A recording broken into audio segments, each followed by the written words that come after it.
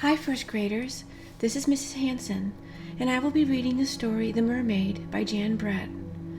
As I read this story, you may realize it is very similar to Goldilocks and the Three Bears.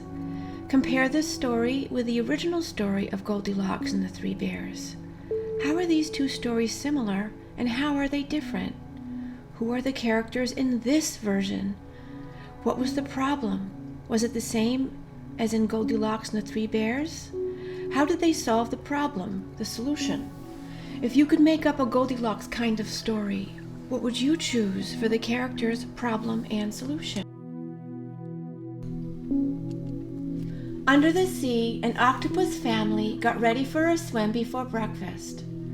"Time to put on your new hat, baby," said Oki-san. Baby did not like the floppy new hat. The hat was not happy either. As the octopus family set off behind their house, a little mermaid spotted their front door. Kiniro had been drifting in a warm current with her pufferfish friend. "Take care," Puffy warned. "You never know who may live there." "But I'm so curious," she said. Kiniro sashayed through the seashell house. Inside, breakfast had been set out. There was a great big shell, a middle-sized shell, and a little shell. Kiniro took a bite from the great big shell. "Too crunchy," she said. The little mermaid tried the tender bites in the middle-sized shell. "Too slimy," she said.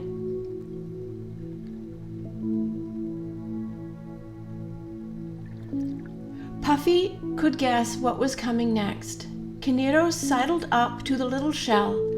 In a minute, the tempting tidbit had disappeared. "Just right," she said. "All gone," said Puffy, as he wondered whose breakfast it really was.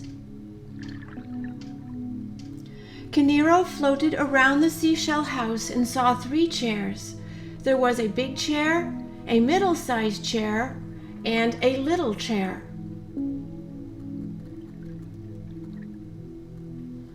She sat down on the large coral chair. "Too many bumps," she said, as she smoothed her scales. Kiniro wriggled into the middle-sized chair. Down she went. "This chair is too slippery," she gasped. The little chair was the prettiest of all, and Kiniro sat on it. "Just right," she said, and she gave her fins a flippity-flip. All that wriggling broke the chair to bits. Kiniro was sorry about the pretty chair, but not for long, because in the next room she spotted 3 beds. She and Puffy had been swimming for hours and were ready for a nap. She swam over and settled in. "What sweet dreams we'll have," she told her friend. But someone had been eating in that bed, and there were smashed shells and crab claws all around. "This bed is too messy," she sighed.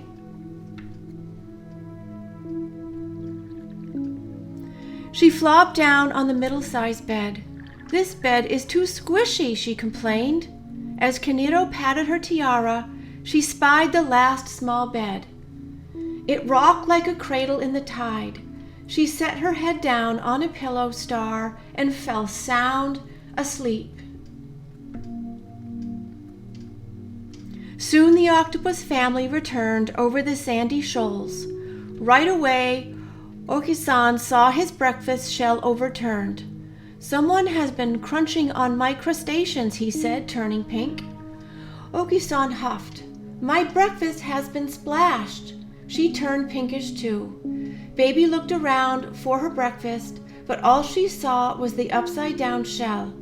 "Someone has been eating my breakfast, and there is nothing left for me," she cried. Oda-san saw that his coral chair looked different.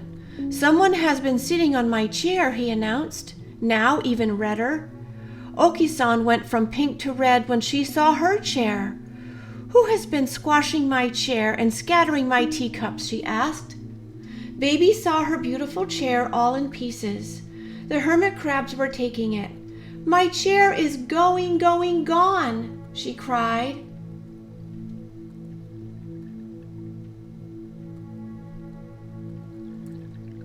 Sensing something else was amiss, Otis-san squeezed into the bedroom.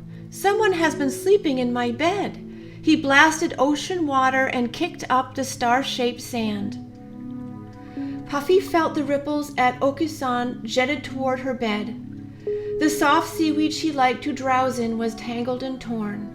"Someone has been sleeping in my bed," she said. Baby octopus peeked inside her tiny bed. A beautiful mermaid was sleeping there. "Someone has been sleeping in my bed, and here she is."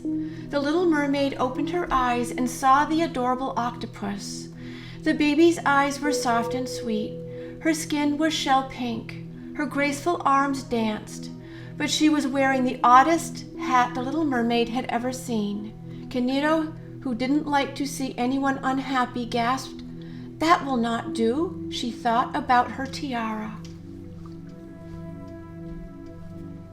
Just then, all 3 octopuses reached for Kiniro with their 24 arms.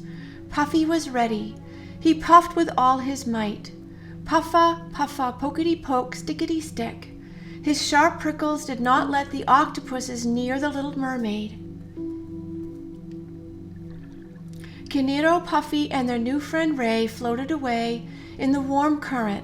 They couldn't stop smiling about the baby octopus. She looked radiant in her beautiful new tiara.